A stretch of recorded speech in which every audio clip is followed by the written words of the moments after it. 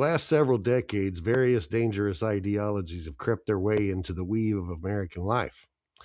Ideologies that wish to either control America or destroy it. However, there are three in particular that are actual capable threats.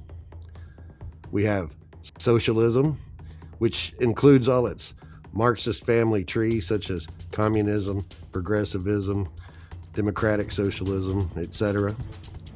We have Islam and Sharia law, and we have Zionism.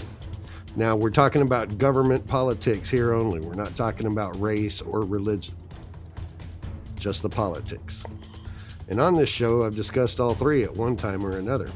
But today I want to do a side-by-side comparison and see how these three ideologies are a threat and how deep each one runs in the halls of our government.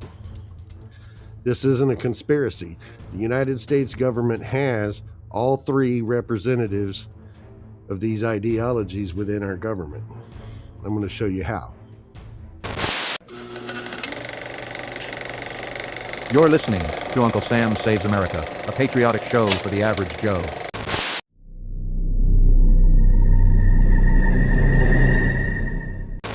So to rank these threat levels, what I did here is I took these three ideologies and I'm going to rank them compared to constitutional principles. And I'm going to base it on three basic metrics. Presence, which equals the number of members or allies that they have within the government. Embedding, which equals laws, rules, policies, and protections that they have. And momentum, which is based off electoral gains, agenda advancement, media favorability. For example, starting with the legislative branch, presence will be the number of affiliated members and their influence, such as committee roles, bill sponsorship, etc. Embedding, which will be codified laws, funding streams, and policy inertia. And momentum, recent electoral gains, lobbying power, and the ability to advance any agendas that they have put forward. So let's start with the legislative branch and see how infested our Congress really is.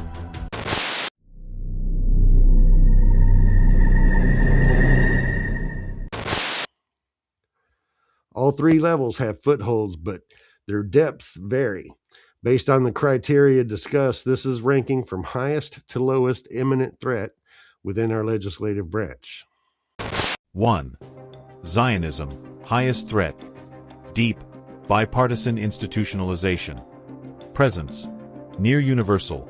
Virtually all major players receive pro-Israel support. AIPAC alone backed 361 Democrats and Republicans in 2024 with $53 million. Influencing over 80% of Congress through direct donations, ads, and trips for both parties' leadership. Embedding, hardwired into law via the Arms Export Control Act, AECA, 1976, and Qualitative Military Edge, QME provisions, ensuring Israel's military superiority, with $3.8 billion plus annual aid locked in. These mandate executive assessments every few years, creating inertia against cuts. Ongoing push for a 20-year, multi-billion aid megadeal. Momentum, strong under Trump 2.0, GOP Senate amplifies it, with little Democratic pushback. Erodes constitutional non-interventionism by committing U.S. resources abroad, potentially dragging America into conflicts. Why number 1? It's not just capture, it's structural. Laws and funding make reversal politically toxic, outpacing the others in scale and permanence.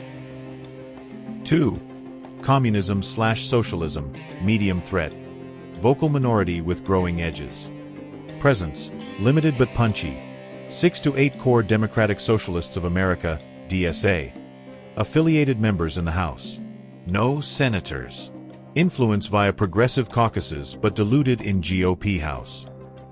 Embedding, no direct communist laws, but proxies like the Green New Deal frameworks or Medicare for All bills embed collectivist ideas.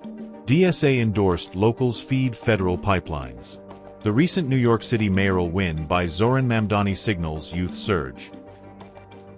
Momentum, mixed. 2024 losses blunt the federal gains, but DSA's 2025 convention eyes expansion. Local and state wins build grassroots. threatening the long term via education and labor policies that could centralize power. Why number 2? Smaller footprint than Zionism, but insidious domestic creep erodes property rights and federalism more directly than foreign-focused threats, with potential to flip if Dems regain House in 2026. 3. Radical Islam, lowest threat, marginal, targeted presence. Presence, tiny, 5 Muslim members total. Radical label applies to 2 to 3 overlapping with DSA. Influence limited to foreign aid critiques, not broad agendas. Embedding, none positive, counterbills abound. Muslim Brotherhood Designation Act reintroduced care labeled terrorist-linked in Texas. H.R. 4097 pushes State Department review. Momentum, weak, GOP probes and reports on Brotherhood entryism heighten scrutiny. Recent wins like Mamdani are anti-Zionist/socialist hybrids, not pure Islamist. Why number 3? Outnumbered and legislatively isolated. Threats are more rhetorical/perceived than enacted, with active countermeasures limiting spread. Zionism's bipartisan lock makes it the hardest to dislodge short term, while the others face headwinds. If GOP cohesion holds, all three could stall, but watch the 2026 midterms for Israeli influence through AIPAC and other various donors to track their shifts. Follow the money. If you're finding this analysis valuable, consider following us on Rumble. We break down what shapes our world 3 times a week.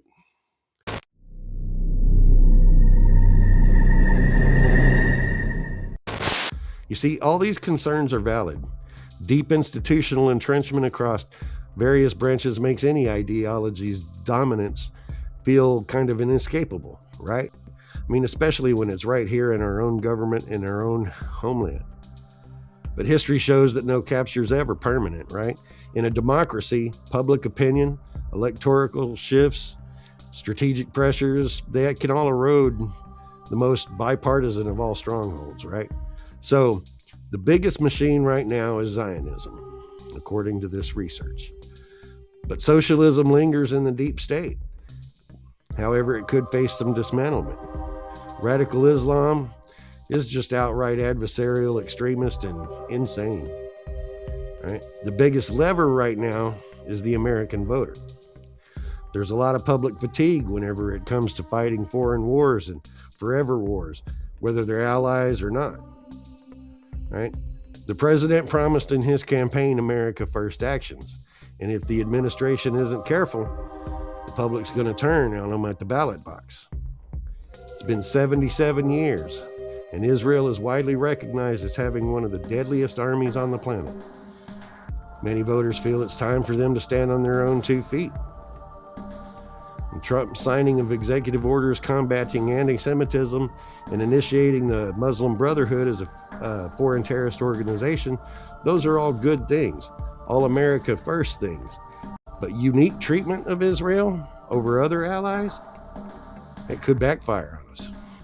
Radical Islam remains marginal as a political group, right? But jihadists are embedded in their enclaves, and American taxpayer money is being skimmed and funneled overseas. So who knows what's happening with that? Who knows what we're really actually funding over there?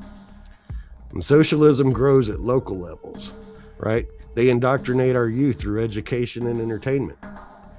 Their marginal congressional gains have all kind of stalled nationally, but they do, however, still control the media and they control academia, right? So again, local voting is going to be the best solution to fight socialism, communism, Marxism. As America faces so many threats, we must remember that freedom is fragile and it takes hard work to keep it alive. And hard work doesn't get done with clean hands. Right? Our rights are really privileges, and we have to earn them again day after day. Can the constitutional republic survive this day and age? Let me know what you think down below. Anyway, thanks for listening. If you're finding this analysis valuable, consider following us on Rumble. We break down what shapes our world 3 times a week. You're listening to Uncle Sam Saves America, a patriotic show for the average Joe.